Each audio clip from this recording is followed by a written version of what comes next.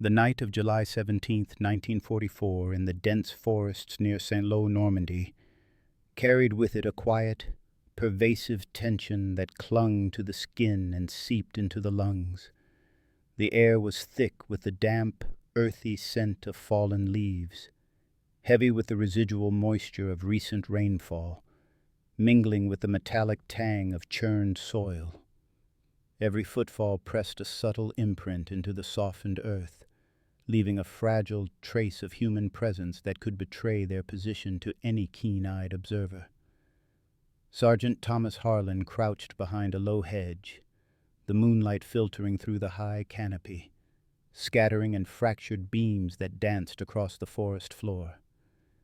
His helmet, glinting faintly under the uneven light, bore the unmistakable texture of his own handiwork: layered burlap, dried mud, and frayed twine intricately woven to disrupt any reflection and fragment the silhouette that would otherwise mark a soldier in the open. Around him his squad lay in careful formation, rifles cradled and bayonets sheathed, each man acutely aware of the fragile advantage they held. Before we jump back in, tell us where you're tuning in from. And if this story touches you, make sure you're subscribed, because tomorrow I've saved something extra special for you. Their breaths were measured, silent exhalations barely disturbing the humid night air. Yet within the stillness there was an underlying rhythm, a collective heartbeat amplified by the tension of the moment. The road ahead, narrow and bordered by thick hedgerows that had become infamous in the Allied push across Normandy, was quiet. Normally, this path would have been swept repeatedly by German patrols, men with rifles slung, flashlights probing the darkness, dogs trained to scent out the faintest trace of human passage. Yet tonight, the patrols passed them by. The men should have been discovered, ambushed, or forced to scatter under sudden fire, but instead they moved unnoticed. Their presence betrayed neither by the faint reflection of steel helmets, nor by the crunch of leaves beneath boots. The difference tonight was the innovation that Harlan had quietly nurtured over weeks of field trials, dismissed by his peers and the company quartermaster alike as stupid and unnecessary. It was a modification born of observation, patience, and an unyielding desire to protect the men under his command. And tonight, in the forested corridors of Normandy, it proved its worth. Harlan's modification was deceptively simple, yet meticulously conceived. Standard issue M1 helmets were designed primarily for ballistic protection, steel shells to guard against shrapnel, minor fragments, and impact injuries. They were not, however, designed for stealth. The rounded surface caught moonlight, reflected shadows, and, in the patchwork darkness of hedgerow-lined roads, could draw attention from dozens of meters away. Harlan's solution relied on a fundamental principle: disrupt the outline, absorb light, and merge with the environment. He layered burlap over the steel surface, smoothed and shaped to break up the curved silhouette, then coated it with mud mixed from local soil to reduce any remaining glint. Twine threaded through the burlap allowed small bits of leaves and grass to be affixed, further breaking uniformity and mimicking the irregular textures of the forest floor and hedgerow branches. The result was not merely a helmet, but a camouflage system integrated with both the terrain and the soldier's movements, an adaptive extension of the man rather than a rigid piece of equipment. The immediate tactical advantage was visible in the performance of the squad. Moving along the road, Harlan led his men with deliberate precision, each step calculated to avoid snapping twigs, disturbing loose stones, or casting discernible shadows. The squad had practiced in this manner for weeks, rehearsing the paths through orchards, the gaps in hedgerows, and the subtle rises and depressions in the ground that would either conceal or expose them. Each man's helmet acted as a focal point for movement discipline. Aware that the concealment was only effective if properly utilized, soldiers naturally adopted a slower, more measured gait, maintaining spacing, depth, and alignment to prevent accidental detection. It was an elegant combination of improvisation and discipline, a principle that military theorists might later call practical camouflage integration. Yet in that moment, it was simply survival, a tangible edge that allowed men to operate with audacity rather than fear. The psychological transformation within the squad was perhaps as significant as the material effect of the helmets. Fear in combat is a potent force, an instinctual alarm mechanism that dictates behavior under threat. Soldiers accustomed to patrols in the bocage had become sensitized to the sounds of nocturnal movement, the rustle of leaves under boot, the snapping of small branches, even the echo of distant artillery that could rattle nerves and spark reflexive, uncoordinated actions. Before Harlan's innovation, night operations were exercises in caution, often halting at every sound, forcing men to pause and scan for threats, hearts hammering against the constraints of their chests. But now, armed with the confidence that the helmets conferred, the squad operated under a new psychological paradigm. The risk of exposure was materially diminished. Soldiers could move with a sense of control, their decisions guided less by fear and more by deliberate assessment. The helmets, in essence, mediated perception, allowing human cognition to override instinctive panic. This was not a trivial transformation. In combat, control over one's environment, real or perceived, can mean the difference between life and death. In the tight, convoluted spaces of the Normandy hedgerows, where engagements often occurred at 50 meters or less, visibility dictated engagement. A soldier's ability to remain unseen allowed tactical flexibility, scouting ahead without triggering ambush, positioning the squad to dominate choke points, or bypassing fortified positions entirely. Harlan understood this principle intuitively, applying it not as a theory, but as a practical guide for survival and mission success. The helmets were the catalyst, a small but decisive intervention that reshaped operational realities. The night's mission, in fact, illustrated the integration of these principles in practice. The squad's objective was reconnaissance along a secondary supply road used intermittently by German patrols and logistical units.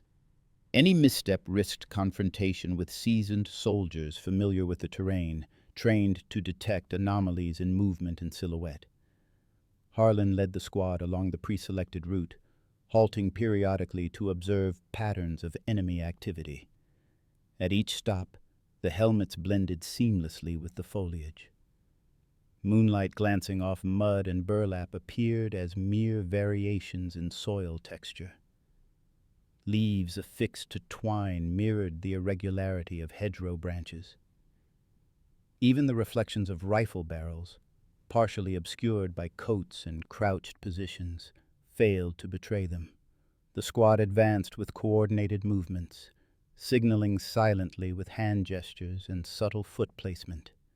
In that moment, the concept of camouflage ceased to be abstract and became a tangible operational advantage, executed with precision born of necessity. The historical context of this innovation adds another layer of significance. In the summer of 1944, following the D-Day landings on June 6th, Allied forces faced a complex and treacherous operational environment. The bocage country of Normandy was a dense patchwork of hedgerows, small fields, and narrow lanes historically designed for agricultural efficiency, but repurposed as a natural defensive maze. German defenders, familiar with the terrain, had established fortified positions, concealed machine gun nests, and a network of patrol routes designed to counter incursions. Conventional tactics, relying on daylight movement or broad frontal assaults, often proved costly, with heavy casualties inflicted by both small arms and artillery. Night operations offered the promise of reduced exposure, but carried inherent risk, particularly when existing uniforms and equipment were unsuited for stealth. In this context, Harlan's innovation represented a microcosm of battlefield adaptation, a human-scale solution to a strategic problem that neither training manuals nor supply chains could adequately address. Beyond the immediate tactical utility, Harlan's helmets served as instruments of teaching and leadership. Soldiers quickly learned that movement, silence, and discipline were amplified by the camouflage. Men who might have hesitated at a rustling hedgerow or an unexpected shadow now advanced with measured confidence, guided by the tangible feedback of successful concealment. Mistakes became teachable moments. A helmet improperly camouflaged, a glove reflecting moonlight, a misjudged step. All were analyzed post-patrol to reinforce learning. The helmets were, in effect, a medium through which Harlan instilled tactical literacy, transforming abstract principles of concealment into embodied practice. The cumulative effect of these small innovations was profound. Over the course of several patrols, the squad conducted reconnaissance, intercepted enemy movements, and returned without casualties or detection. Reports of German patrols encountering nothing along routes previously fraught with danger began to circulate, earning quiet recognition from higher command. While Harlan never received formal commendation for the innovation, his helmets remained unofficial, outside standard Army issue. The effectiveness of the squad was undeniable. The seemingly trivial modification had directly contributed to operational success, validating the principle that adaptive ingenuity, even when dismissed by traditional authority, could decisively influence combat outcomes. As the hours passed and the moon began its slow arc across the sky, Harlan allowed himself a brief reflection. The helmets, heavy with mud and threadbare burlap, had become more than protective gear. They were symbols of human agency in the midst of chaos. The dense forest around them, once a source of trepidation, now offered opportunity, navigated through careful observation and ingenuity.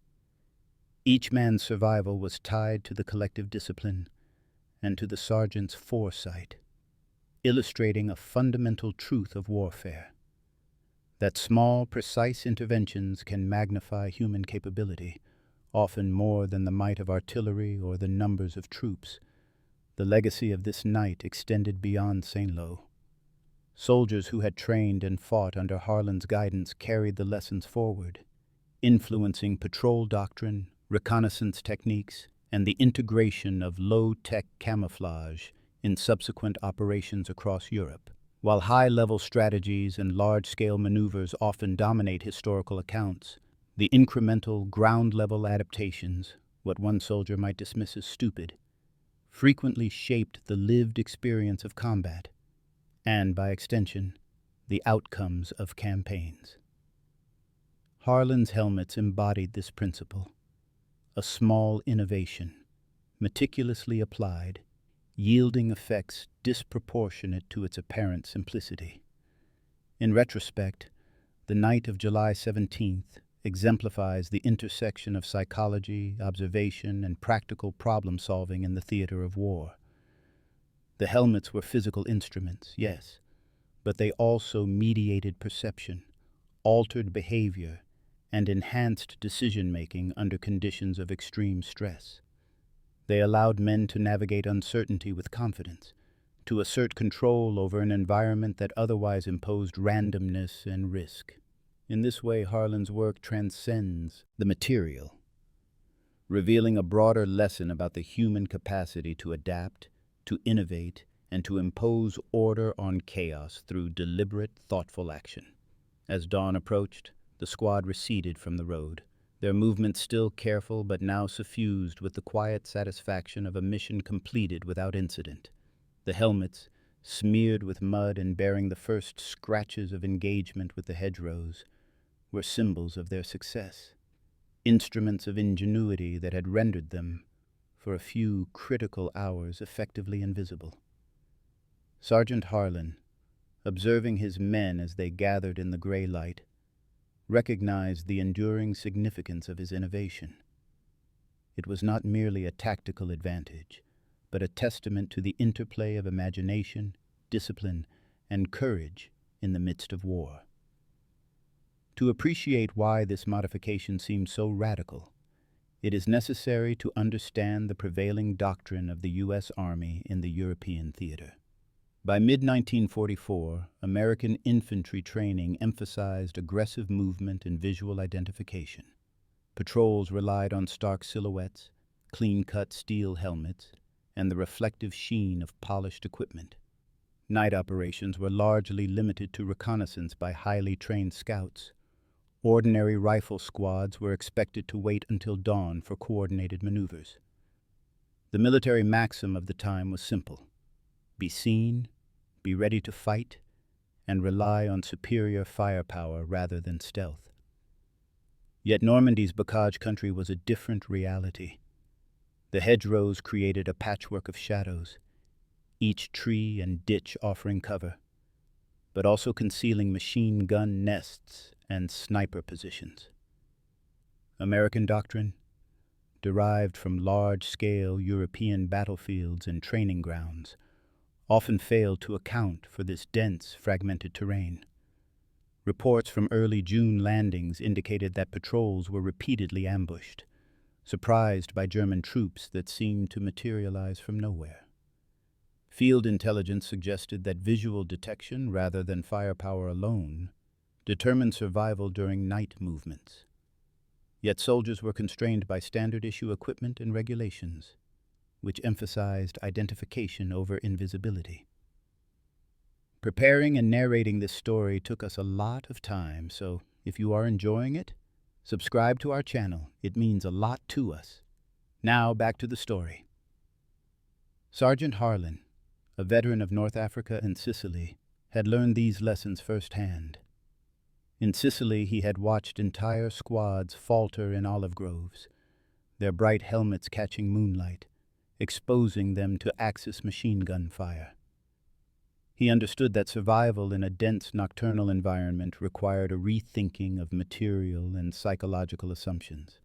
Harlan was not formally trained as an engineer or scientist, but he observed, improvised, and recorded.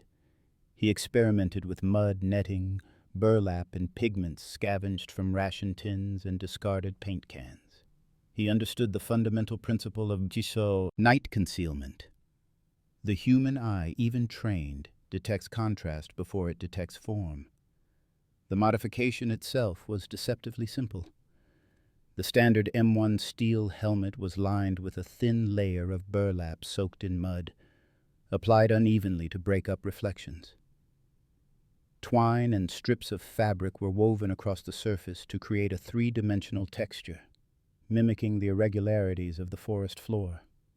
A layer of coarse netting held these materials in place and allowed foliage to be inserted without slippage. Critically, the paint was not applied as a uniform coating. Instead, Harlan used mottled streaks of gray, brown, and green, producing a gradient that disrupted the silhouette under moonlight. Soldiers were instructed to keep the helmet low, angled to shadow the face, and to minimize movements that would betray shape. The result was not invincibility, but invisibility within a human visual threshold. Even among his men, the idea was initially met with skepticism. Corporal James McBride, a 19-year-old sharpshooter, had called it stupid during the first test. "That's a helmet, not a chameleon," he muttered, flicking at a protruding strip of burlap that had caught on a branch. Yet during their first live night patrol, the results were undeniable. The squad crossed a moonlit clearing with German sentries less than 50 yards away, and none raised alarm. The contrast between expectation and reality was profound. The men had moved as though they were not there, their presence invisible to the naked eye, their confidence emboldened by a simple improvised tool. Harlan's innovation was not merely material but psychological. Soldiers who had previously frozen in hedgerows now moved with deliberate stealth, guided by the belief that the enemy could not see them. This was the critical irony. A modification dismissed as trivial by the chain of command had created a profound shift in behavior, fostering audacity, patience, and precision. The helmet was not a magic shield, it was a conduit for human ingenuity, bridging the gap between doctrine and reality in the night battlefield. The broader context of the Normandy campaign made such innovations urgent. By July 1944, the Allies had established a tenuous beachhead, but progress inland was slow. The hedgerow country frustrated armored units, and infantry assaults were repeatedly pinned by machine guns, mortars, and snipers. The Germans, familiar with the terrain, relied heavily on concealment and ambush, exploiting the limitations of Allied equipment and doctrine. Casualty reports for night operations were staggering. Patrols lost up to 30% of their men when crossing open ground after dark. Conventional approaches to concealment, standard uniforms and helmets, were proving insufficient. It was within this crucible that Harlan's stupid idea emerged. He did not consult engineers or submit proposals to headquarters. He experimented at the edge of legality, outside the bounds of standard military regulation, driven by the stark arithmetic of survival. Each layer of burlap, each dab of mud was tested against moonlight and shadow until he had achieved a balance between durability, camouflage, and practicality for long patrols. The irony of this effort was unmistakable. A single sergeant, with no official authority to alter equipment, was achieving results that High Command had assumed required entire engineering teams and new production models. On that same July night, as the squad moved through ditches and around hedgerows, they encountered their first real test. A German patrol of 6 men, armed with MP-40 submachine guns, crossed a ridge less than 60 yards ahead. Standard doctrine would have called for either engagement or avoidance through large, noisy detours. Harlan instructed the squad to freeze, drop to one knee, and lower their helmets into shadowed contours. Through a combination of natural cover, the textured helmets, and disciplined patience, the patrol passed within 10 feet of their concealed position without incident. The squad exhaled only after the German boots had receded into the darkness. It was the moment Harlan had anticipated but never formally documented. The helmet had altered reality. Men who had feared detection discovered that careful observation, environmental integration, and minimalist modification could invert battlefield assumptions. The stupid helmet was, in effect, a force multiplier. A squad of 12 men could achieve the visual profile of 1 or 2, reducing risk and increasing the tactical options available to field commanders. The implications were immediate, even if not yet understood by higher echelons of command. The following week, the squad's experimentation shifted from theoretical to operational. July 19, 1944, Harlan led a night reconnaissance along a minor hedgerow road near the village of Le Mesnil. This route had been heavily patrolled by German infantry in the preceding nights, and previous units had reported heavy resistance and frequent ambushes. Harlan's men moved quietly, each step measured, each shadow surveyed. The helmets, coated in mud and woven burlap, caught no glint from the crescent moon above. What made the helmets revolutionary was not merely camouflage, but how they redefined movement discipline. Harlan introduced a simple protocol. All squad members maintained staggered spacing, never overlapping shadows. Movement was punctuated by complete stillness every few seconds to match the natural sway of vegetation. Even minor sounds, the scrape of a boot against stone, the faint clink of a rifle sling, were minimized by the arrangement of gear and the layering of burlap over metallic surfaces. The helmet's irregular texture dispersed moonlight and artificial illumination from distant German lanterns, breaking up outlines that standard steel helmets would have betrayed. The squad's first true test came just after midnight. A German reconnaissance pair, armed with binoculars and rifles, appeared at a clearing roughly 100 yards ahead. Under conventional doctrine, Harlan's men would have been visible almost immediately, polished steel helmets reflecting moonlight like signal beacons. Instead, the patrol saw nothing. One soldier crouched beside a sapling, adjusting his helmet's netting to better blend with the branch's shadow. Another carefully pressed a leaf into the burlap weave. The German soldiers scanned the area for nearly 2 minutes before moving on, oblivious. This successful evasion produced a profound psychological effect. Soldiers who had previously flinched at any sound or movement began to move with calm precision. Fear was replaced by situational confidence. Harlan later recalled in a post-war interview that the most important factor was not the helmet alone, but the mindset it encouraged. They believed in it, and that belief made them invisible. This mirrored findings from historical studies on camouflage and human perception. Even minor irregularities, natural textures, subtle motion synchronization, dramatically reduced detection probability at night, particularly under low-contrast lighting conditions. Harlan's squad began systematically documenting their procedures. Patrols were logged with times, distances, and enemy encounters.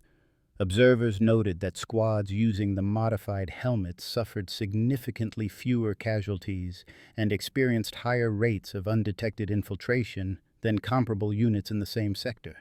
While the helmet modification was modest, mud, burlap, paint, netting, the disciplined approach and cumulative effect created an operational advantage that conventional training could not account for.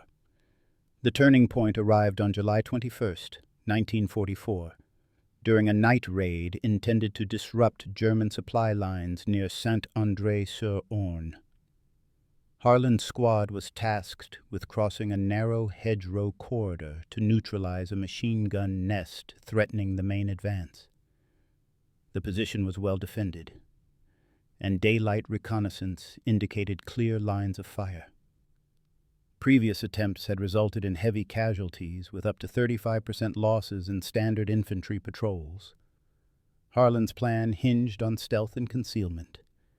Each soldier wore the modified helmet. Rifles were slung to minimize metal exposure. Movements were staggered and synchronized to the natural sway of the hedgerows. As the squad advanced, German searchlights briefly swept the area. Shadows flickered across the hedgerow's contours. The squad froze in perfect formation. The searchlights passed, leaving only the empty visual field of the night. The Germans never detected them. Upon reaching the machine gun position, the squad deployed quietly, neutralizing the nest with minimal engagement. Corporal McBride later recounted that they were only discovered when the Germans returned to check their position at dawn. In essence, 12 men had executed a night operation that would traditionally have required 30 or 40 without a single casualty. The stupid helmet had not just blended them into the night. It had rewritten the assumptions of what a small patrol could accomplish. The effectiveness of Harlan's modification drew the attention of higher command. Though the helmets remained unofficial, reports from patrols were circulated among regimental staff, noting the unusually low detection rate and high operational success of the squad. Military intelligence officers recognized the principle behind Harlan's design: disruption of silhouette, elimination of reflective surfaces, and integration of texture and natural material into standard issue gear. It was a classic case of field innovation outpacing doctrine. Harlan's experiment also illuminated the limitations of U.S. military regulations regarding equipment. Standard issue steel helmets were designed for ballistic protection, not concealment. Their smooth, reflective surfaces made them highly visible under moonlight and artificial illumination. The Quartermaster Corps, adhering strictly to specifications, initially resisted Harlan's modifications. Yet the empirical evidence was irrefutable. In multiple patrols, the modified helmets dramatically reduced detection, enabling previously impossible maneuvers. The psychological impact extended beyond the squad itself. Soldiers wearing the helmets reported increased patience during patrols, moving deliberately rather than rushing to engage or flee. Leadership notes from Harlan's platoon indicated that men who had previously panicked under the threat of unseen enemies now coordinated silently, anticipating each other's movements with minimal instruction. The helmets, in essence, transformed behavior as much as appearance. By the end of July, the tactic had proven its value repeatedly.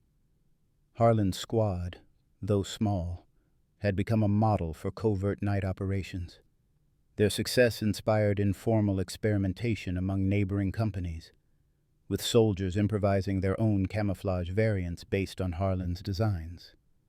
Though the Army never formally adopted his exact helmet modification during the war, the principle that low-tech innovation could dramatically enhance night combat effectiveness was integrated into subsequent training manuals on reconnaissance, infiltration, and night operations. Yet there were costs and limitations. The helmets required careful preparation and maintenance. Rain and mud could wash away carefully applied camouflage, and the added weight of mud and burlap sometimes caused fatigue during long patrols. Soldiers had to be disciplined in movement. A single poorly timed shift could reveal the squad's position. The innovation was effective, but only when combined with rigorous training and situational awareness. Harlan's story illustrates a recurring theme of World War II. Small improvisational innovations often had disproportionate effects on combat outcomes, like Joseph Smith's contra-rotating propellers or John Ernertle's rifle scope, a stupid idea, implemented by someone intimately familiar with the practical realities of the battlefield, could redefine expectations. The irony lies in the contrast between formal doctrine and lived experience. Military regulations, established procedures, and engineering standards sometimes lagged behind the subtle truths of terrain, psychology, and human perception. By August 1944, the impact of Harlan's stupid helmet modification had begun to ripple beyond his immediate squad. Though never officially sanctioned, higher command could no longer ignore the empirical results. After-action reports highlighted that patrols employing Harlan's techniques experienced fewer engagements and casualties, while successfully gathering intelligence and disrupting enemy movements. It was clear that the innovation offered a tangible operational advantage in night operations, particularly in the dense bocage of Normandy. Harlan himself remained quietly at the forefront, refining his design and training soldiers in the art of nocturnal invisibility. He emphasized three core principles: disruption of outline, integration with environmental textures, and disciplined movement. Soldiers were taught to anticipate moonlight angles, avoid straight lines of approach, and use natural cover to break their visual signature. The modification was simple, low cost, and replicable in the field, qualities that contrasted sharply with formal military innovations that required production lines, engineering oversight, and bureaucratic approval. The broader tactical lesson was profound. Conventional doctrine had long assumed that visual detection was unavoidable at night, and that offensive actions should be limited to daytime or large, heavily armed forces. Harlan demonstrated that perceptual limitations of human vision could be exploited systematically. 12 men, properly concealed and disciplined, could achieve effects equivalent to a much larger unit, minimizing risk and maximizing operational flexibility. This realization contributed in subtle ways to evolving Allied reconnaissance tactics and small unit night maneuvers throughout the remainder of the European campaign. Psychologically, the innovation had an enduring effect on the men who used it.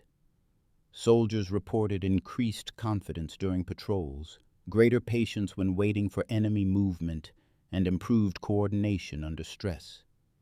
By giving men a tangible means to control risk in a hostile environment, the helmets empowered them to make decisions that had previously been dictated by fear.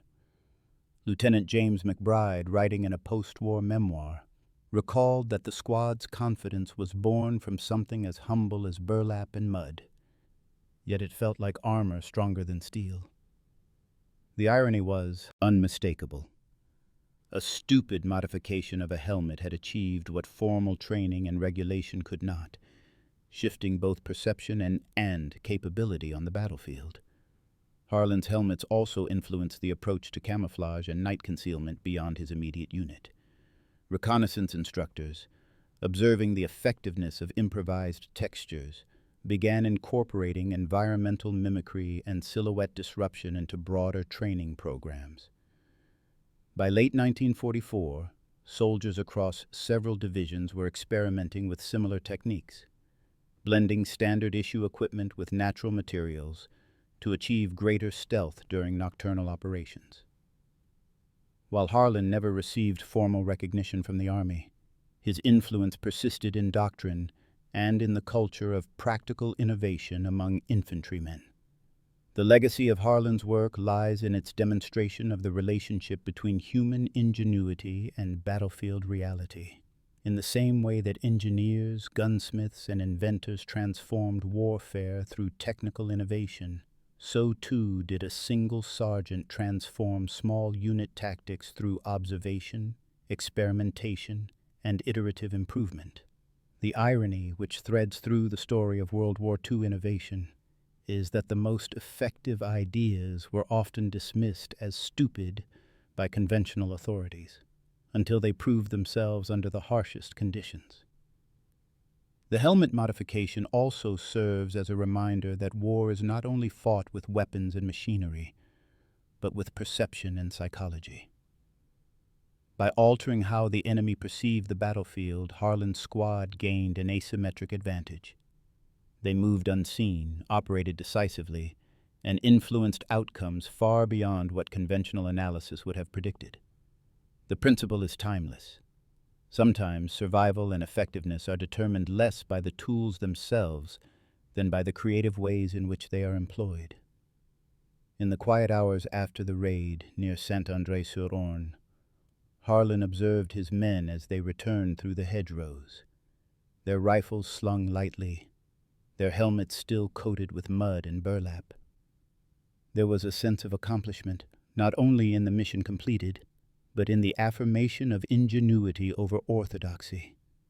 The soldiers, once constrained by doctrine and fear, had discovered a method to assert control over the chaos of the night, and the tools of that empowerment were humble.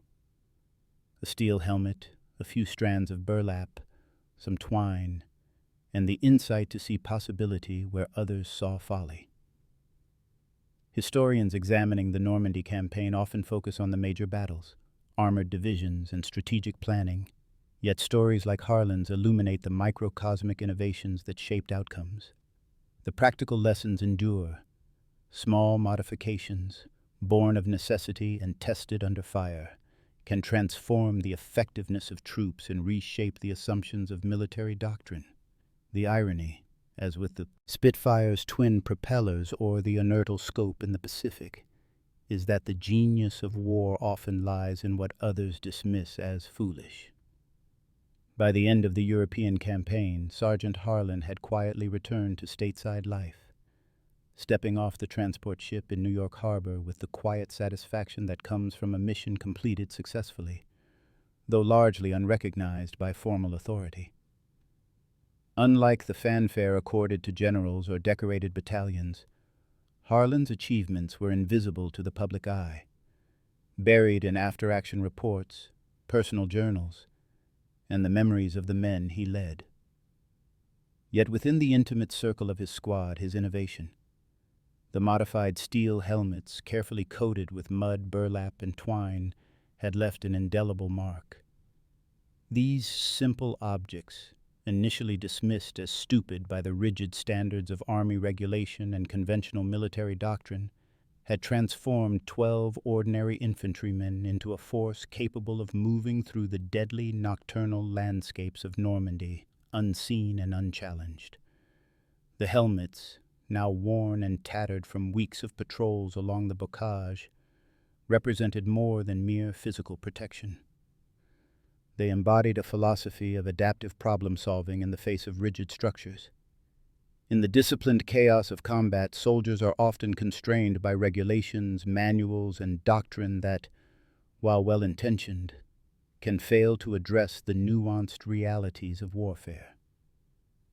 The U.S. Army, like many militaries of the time, emphasized uniformity, strict adherence to standard issue gear, and compliance with procedural rules. Standard steel helmets were designed primarily to protect against shrapnel, small arms fire, and falling debris.